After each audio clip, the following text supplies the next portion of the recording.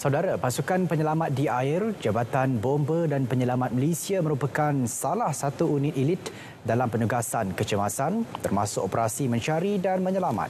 Kemampuan unit berkenaan semakin ditambah baik dengan penggunaan peralatan selaman dalam air yang lebih terkini bagi melancarkan setiap operasi. Wartawan Anas Maknor ada perinciannya.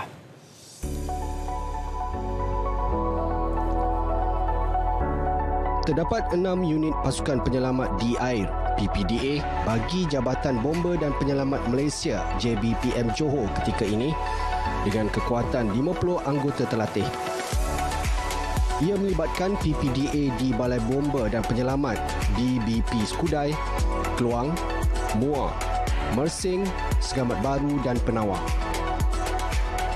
Menurut pemangku penolong pengarah bahagian operasi kebombaan dan penyelamat Azmi Abdul Rahim, PPDA di Johor bukan sahaja memberi tumpuan kepada operasi pencarian mangsa di permukaan dan dasar air, tetapi juga ketika agensi lain terutamanya polis memerlukan bantuan mencari barang kes yang dibuang ke sungai atau parit.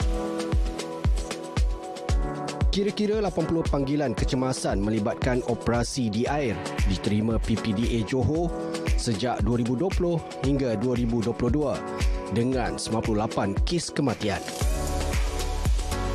Kebanyakan kes untuk kita mencari untuk recovery balik body yang dah tenggelam dalam air. Sebab tu kadar kematian dia agak tinggi lah.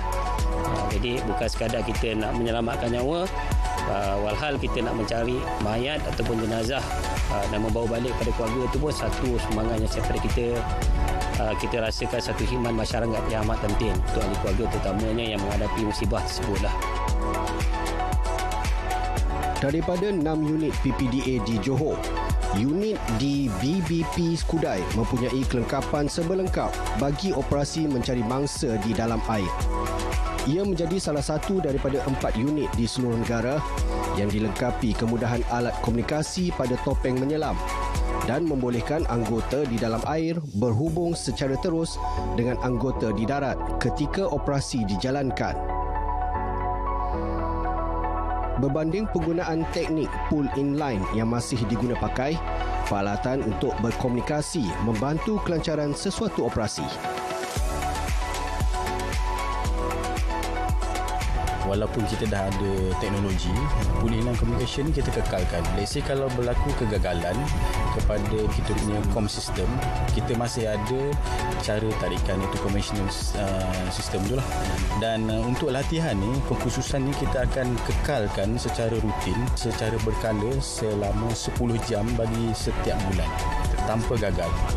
Sebab kita boleh cakap andai kata bila communication fail, kita akan berkomunikasi menggunakan pull inline. Dulu kita pakai pull inline communication je.